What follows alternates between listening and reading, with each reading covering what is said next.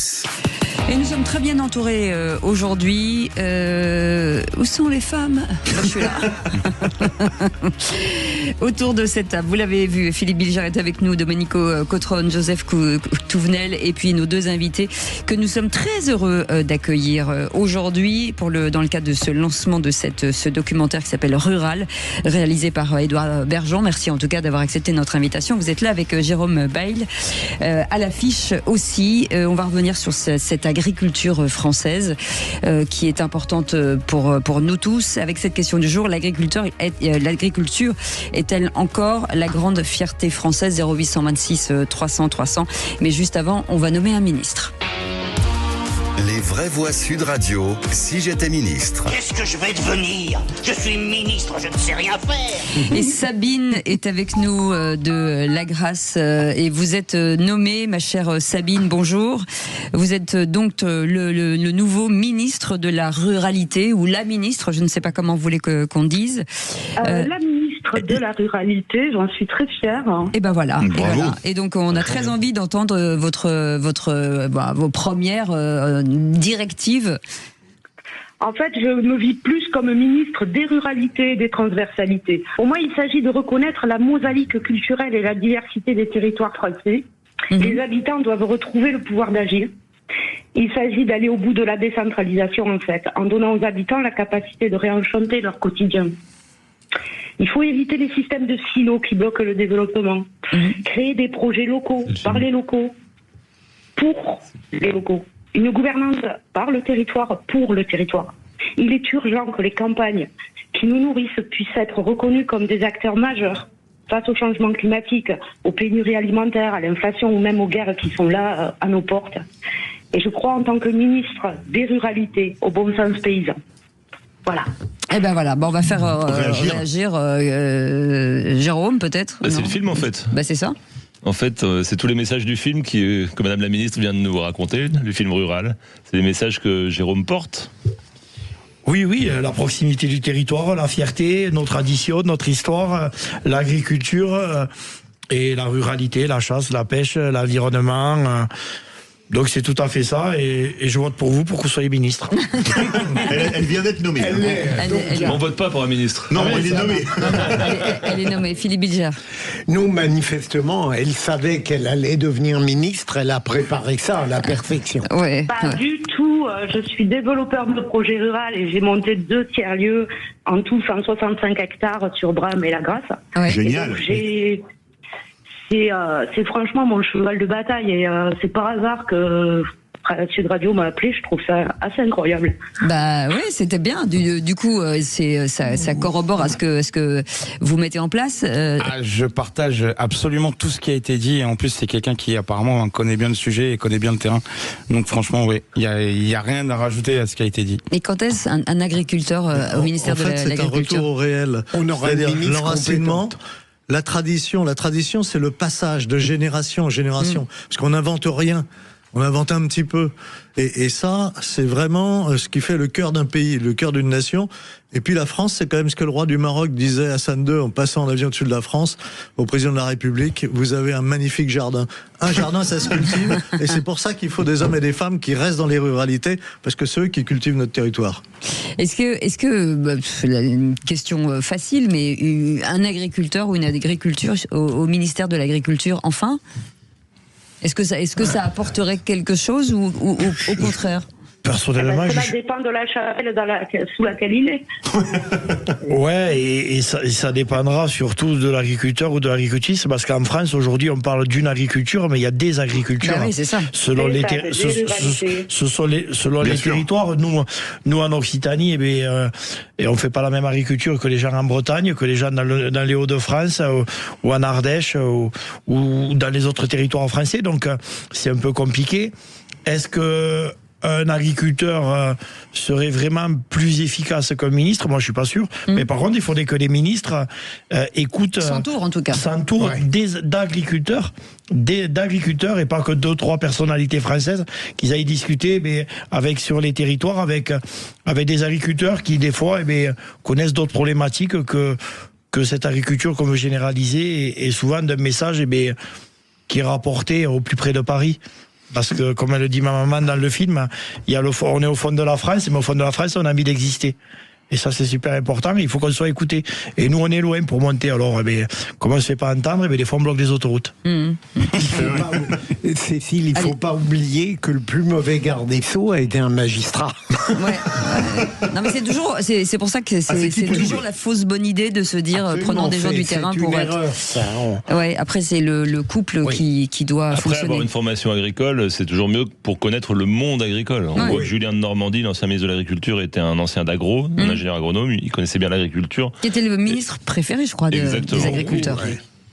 Et qui était très très bon, très à l'écoute du monde agricole. Très chouette. Ça nous change de notre ministre actuel. Parce que on a une ministre à l'heure actuelle qui est très douée pour nous. On va dire pour nous corriger nos fautes d'orthographe, mais un peu moins doué pour écouter le mal-être agricole. On va en parler dans quelques instants. On fait une petite pause. Non, on fait pas de pause. On y va direct. Si vous voulez, on peut y aller. On peut y aller. On remercie Madame la Ministre, qui en plus a un triple lien parce qu'elle est originaire de l'Aude, comme notre standardiste, qui s'appelle Aude. Elle travaille tout audoise. Excusez-moi, elle travaille à Bram, d'où est originaire la famille Spanghero. On pense à Philippe Spanghero du rugby de Sud Radio. Et alors pour la grâce, il y a une abbaye absolument magnifique à visiter. Voilà, ça y est, il a fait le tour du cadran. Merci beaucoup Sabine, merci beaucoup en tout cas d'avoir joué le jeu. Vous étiez une très bonne ministre de l'Agriculture. Vous restez avec nous, on fait une petite pause dans un instant et on revient sur ce documentaire qu'il faut absolument voir puisqu'il sort aujourd'hui. Ça s'appelle Rural. À tout de suite. Cette semaine, écoutez le Grand Matin Sud Radio et ayez un temps d'avance en gagnant votre station météo. Vraies voix ce soir avec 3 vraies voix quotidiennes, récurrentes. Philippe Bilger, Domenico Cotron, Joseph Touvenel, bien évidemment Cécile de Minibus.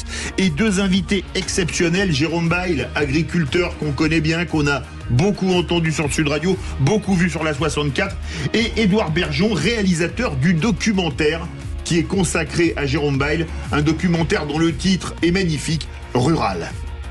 Alors déjà, il y a un souci, Philippe David, parce que si vous aviez regardé bien la bande-annonce, vous sauriez que c'est l'agriculteur qui est l'acteur principal. Ben, c'est ce que j'ai dit. L'agriculture, pardon. Oui. Ah oui. Voilà, l'agriculture et que vous en êtes très bonne remarque. Le porte-parole. C'est tout simplement, et même plus loin que l'agriculture, c'est la ruralité qui est le héros du film.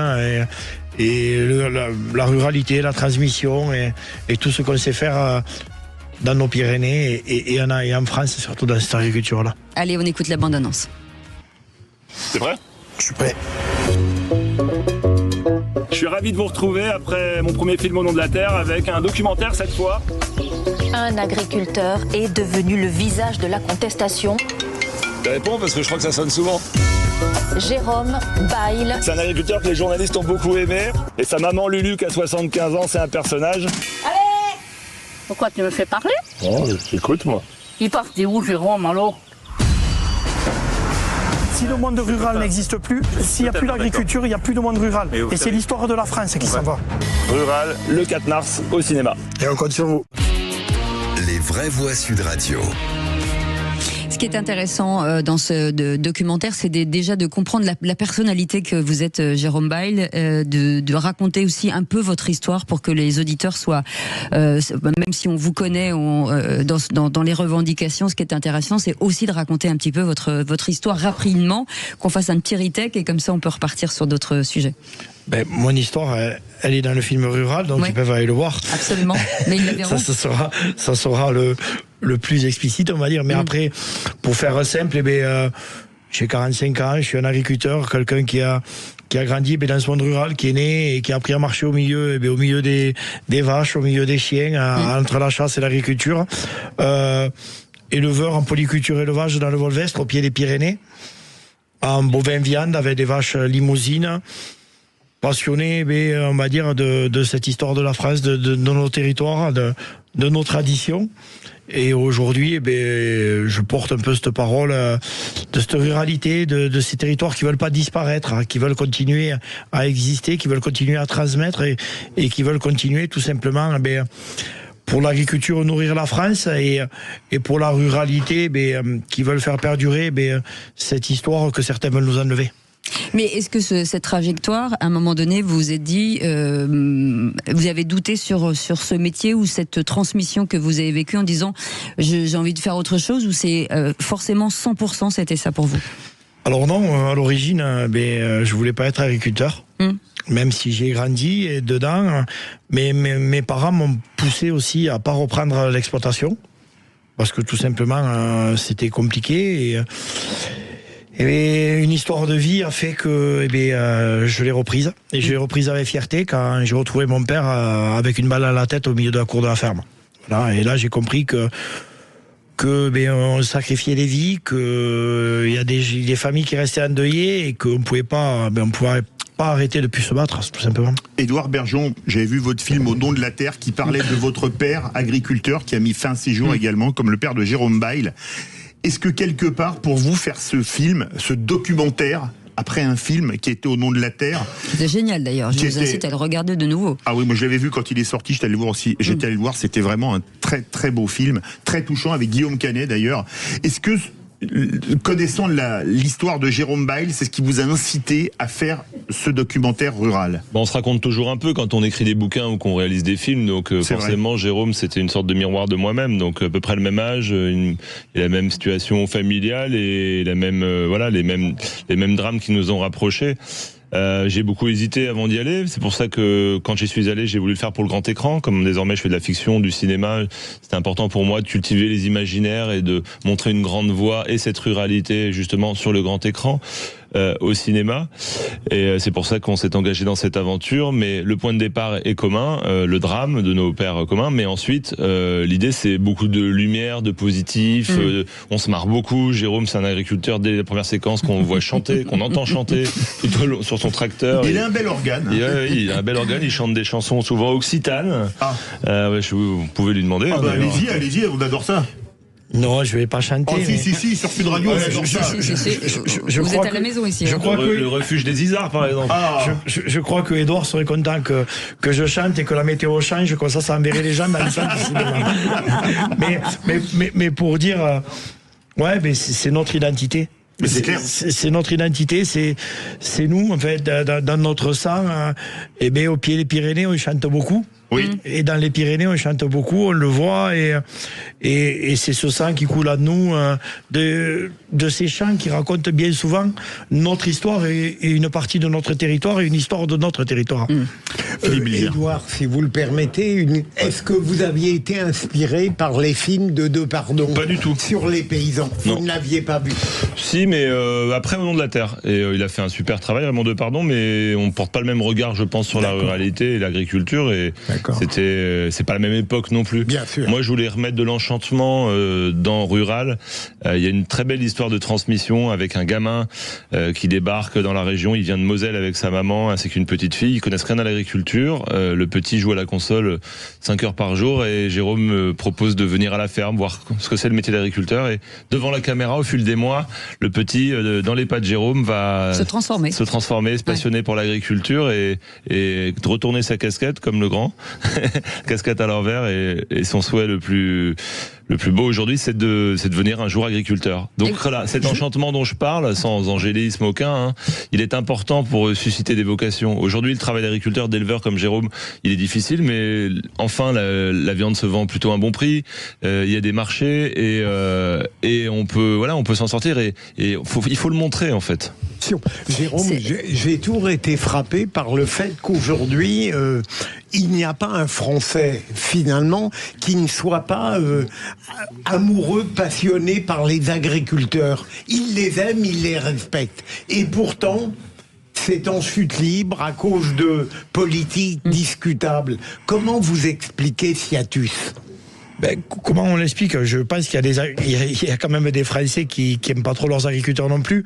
N'oubliez pas que avant les colères de janvier 2024, il y avait beaucoup de monde, et surtout sur les plateaux télé, qui disait du mal de l'agriculture française. Oui. C'est vrai. Et la première victoire qu'on a obtenue en janvier 2024, même si elle est que symbolique, mais pour moi elle est très importante, c'est qu'on reparle d'agriculture, et on reparle d'agriculture en positif. Et ça, c'est une bonne chose. Après, les Français aiment ces agriculteurs, mais n'aiment pas son agriculture. On le voit, puisque l'agriculture, c'est comme c'est comme, on va dire, un entraîneur d'une équipe nationale ou d'une équipe de sport où tout le monde le juge, mais personne n'y connaît rien. Et on le voit, moi j'ai jamais vu des débats sur un commentateur de radio. Par contre, j'ai vu des débats sur des agriculteurs, où c'est que tout le monde donne son point de vue, donne son avis, mais sans rien y connaître. Déjà, nous, dans notre métier, en étant agriculteur, c'est difficile de donner son avis sur un agriculteur qui ne fait pas la même agriculture que nous. Alors qu'on est du métier. Alors imaginez-vous, tous ces gens qui ne sont pas du métier, qui donnent leurs avis. Et ça, c'est un problème. Ça brouille un peu le message quand même. Après on parle aujourd'hui de ce mal-être agricole, mais ça a tout le temps existé. Qu'on le veuille ou pas. C'est pas moi qui l'ai dit, c'est Voltaire. Il a dit, Voltaire, ça doit être le 17e ou 18e siècle. 18e. Au 18e. Et il a dit, on a créé en bonne politique... ça va me revenir. On a créé en bonne politique le pouvoir de laisser mourir de faim ceux qui, en cultivant la terre, nourrissent les autres. C'est pas d'aujourd'hui. Ouais. Ça a tout le temps existé. Et maintenant, il faut prendre conscience qu'on est de moins en moins nombreux à travailler cette terre, à nourrir les Français, et on est de plus en plus de bouches à nourrir. C'est vrai. Je reviens sur la transmission dans ce livre, et je dis Au nom de la terre, on a regardé, c'est toujours en VOD. Film, un livre. J'ai dit quoi? Livre. T'as dit livre, mais c'est pas grave, on en tient par rigueur. Vous avez des preuves? On va sortir la barre. J'en suis certain. Bon, c'est fou. Parce que mais attention, c'est dangereux. Je ne dis jamais ce mot, c'est quand même dingue. Non, mais après, t'as deux beaux gosses à côté, c'est normal que tu sois perturbé. Je disais que Au nom de la terre est toujours disponible en VOD sur Canal+, et c'est important de le dire. Vous parliez donc transmission dans ce, parce que vous me dites que c'est un livre alors que c'est un film. Je tiens quand même à vous le dire. Vous parlez de ce petit garçon tout à l'heure, votre voisin, et vous dites c'est l'enfant que je n'ai jamais vraiment eu. Que je n'ai pas, tout simplement, j'ai pas d'enfant. Voilà, que vous n'avez pas. La transmission, quand même, reste, c'est certainement dans l'agriculture où la transmission, c'est quand même la valeur cardinale, finalement. Mais bien sûr. La terre, on l'emprunte, on l'hérite de nos parents, on l'emprunte à nos enfants.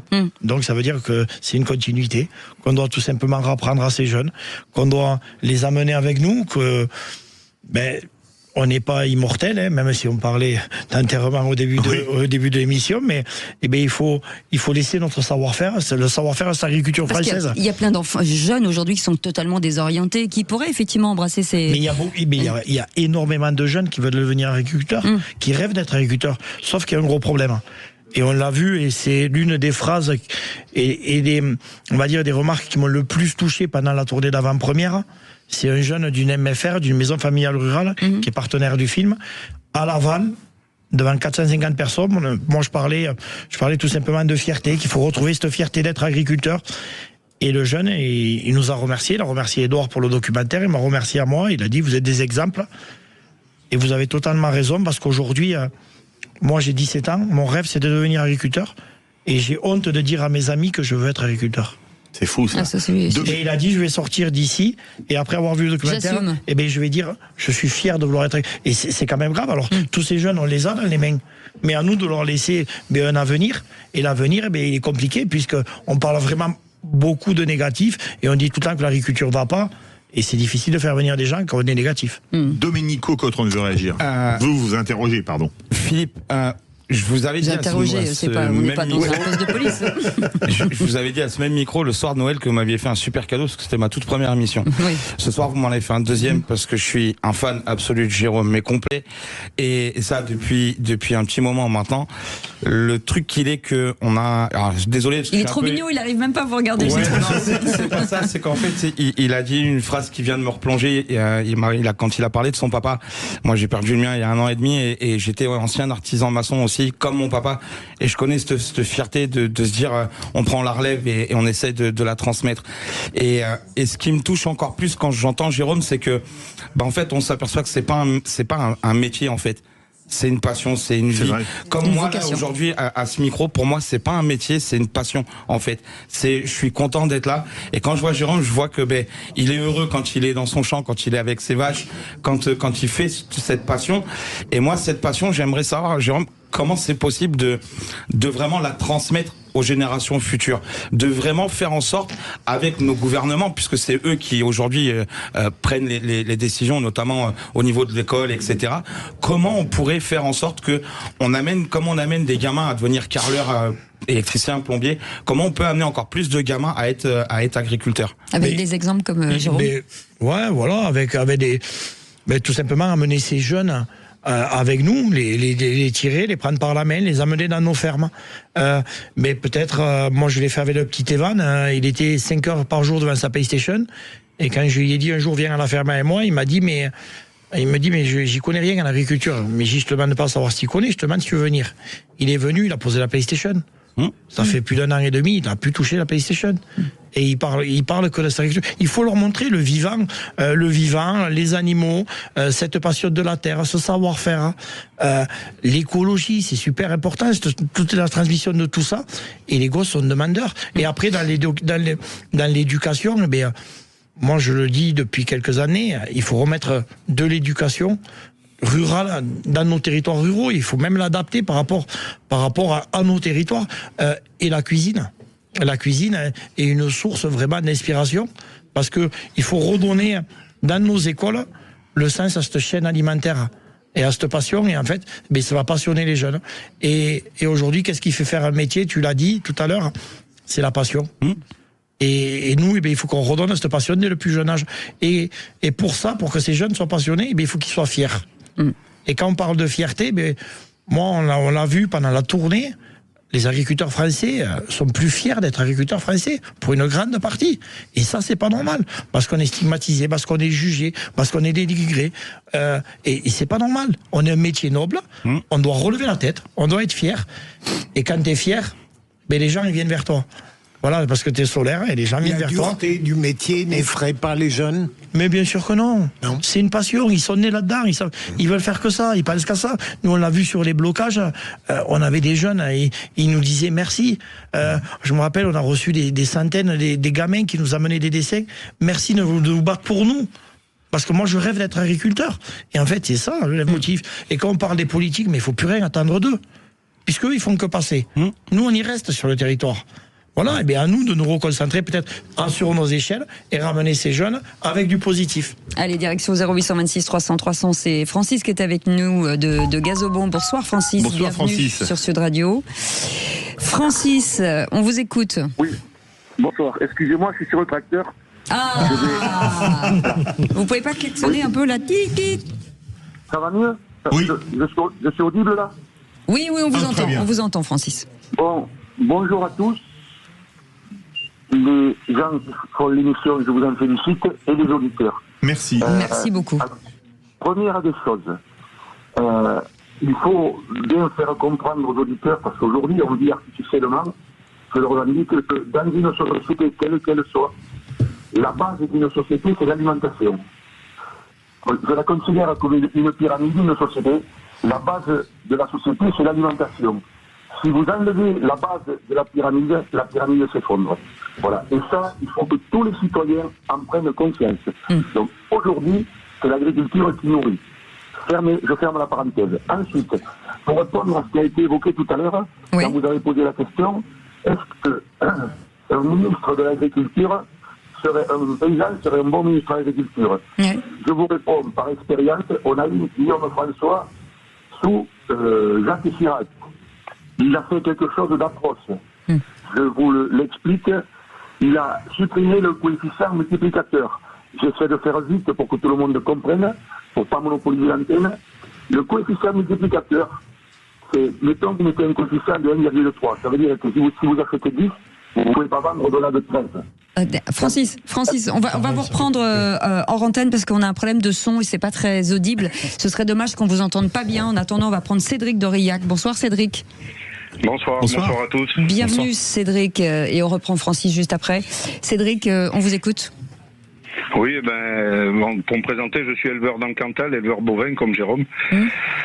Voilà, et je suis très attaché à la ruralité aussi, et je trouve qu'aujourd'hui la ruralité est en souffrance. Alors comme le disait Edouard, depuis 1 an ou 2, les prix de vente de nos animaux sont bien à la hausse. Malgré tout, on a toujours ces inquiétudes en nous de l'avenir. On ne sait jamais de quoi ça fait l'avenir. On l'a vu cet hiver avec les mobilisations à cause de la DNC. On a toujours peur que ça nous tombe par le coin de la gueule, rendez-vous compte. Pour une maladie, on vient euthanasier tous vos animaux, mais ça, je ne sais pas comment on peut s'en relever. Donc, oui, il faut positiver sur notre métier, mais on a toujours beaucoup d'inquiétudes à gérer tous les jours. Oui, absolument. Jérôme et Edouard, oui.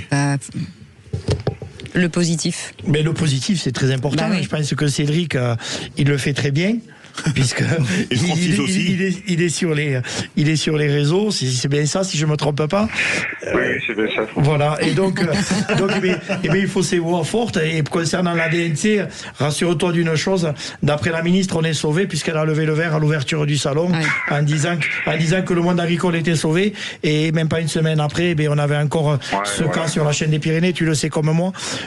Mais notre métier, on a des gens qui aujourd'hui le représentent, que ce soit dans les réseaux, que ce soit sur les médias et tout ça. Moi, je pense que on y croit, parce qu'autrement on le ferait pas, autant toi que moi et que d'autres. Et il faut plus compter sur tous ces gens-là. Il faut que nous on soit solidaires et qu'on retrouve cette solidarité de ce monde agricole et voire même plus loin du monde rural, puisque l'agriculture fait partie un peu essentielle de ce monde rural. Et je pense que je le dis souvent, ensemble on risque rien, et c'est peut-être là-dessus, cette phrase-là, qu'il faut méditer. Joseph Touvenel a une question. Et quelquefois on a l'impression que le monde agricole c'est un monde figé, ce qui est entièrement faux. C'est la capacité d'adaptation du monde paysan, moi j'aime bien le terme de paysan, est assez, que ce soit pour l'élevage, il y a une évolution, on n'élève pas comme on élevait il y a 50 ans. Moi je voyais à la Capelle d'Elverne dans l'Aveyron, les copains, les Gobert que je salue, ils faisaient du mouton. Et puis on leur a dit non, c'est pas possible. Alors ils ont fait du porc. On leur a dit après non, c'est pas possible. Alors aujourd'hui ils font de la vache en moyenne montagne. À la fois c'est dur et à la fois c'est beau, et ils chantent aussi. Et la chanson dans le monde du travail, c'est un espace de liberté. Et vous voyez votre guichetier dans votre banque se mettre à chanter. Ah mais jamais c'est d'une tristesse infinie. La chanson, c'est aussi la liberté et c'est la joie. Alors on la veut cette chanson. Alors attendez, en plus on a eu un texto d'une auditrice qui est agricultrice à côté de chez vous au Plan. À côté de chez toi au Plan, qui dit une chanson. Jérôme, elle m'a dit ça par texto. Et je crois que on va finir de répondre aux questions, mais je vous la ferai, c'est promis. Voilà, après.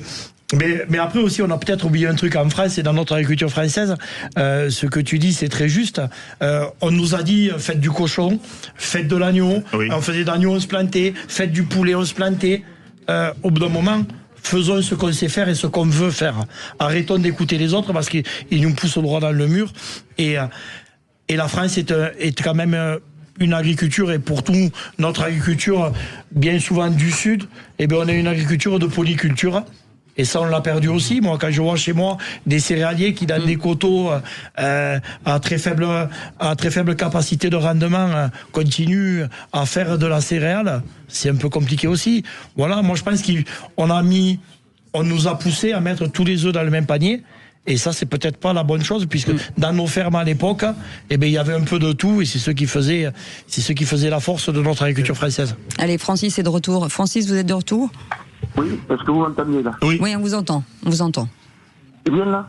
Ouais, on a très peu de temps, Francis, on vous écoute. Oui, alors, j'en étais au coefficient multiplicateur, c'est juste pour dire que en 92, au lieu de faire une Europe, on a ouvert au monde. Donc, ce qui fait qu'aujourd'hui, en supprimant les coefficients multiplicateurs, celui qui a 7 heures, au lieu de vendre 1,30 comme il avait été obligé, il peut vendre 13 en achetant un. Donc je vous imagine pas les marges. Pour faire... Ensuite, Jérôme, j'avais 2 questions à te poser. Ah non, on n'aura pas le temps. Il y a une question. Pardon, Francis. Mais vite, très rapide. La première, quand tu as quitté la FDSEA, je t'en félicite. Pourquoi tu t'es pas rapproché de la coordination? Qu'est-ce qui te dérange à la coordination rurale? Et ensuite, après que Attal et compagnie, les gouvernants aient mis les mobiles sur le nez, est-ce que tu vas continuer à les Alors, Francis, pardon, on va pas répondre à cette question parce qu'on est venu pour le documentaire et c'est très important. En tout cas, merci en tout cas de votre message et de nous avoir appelé.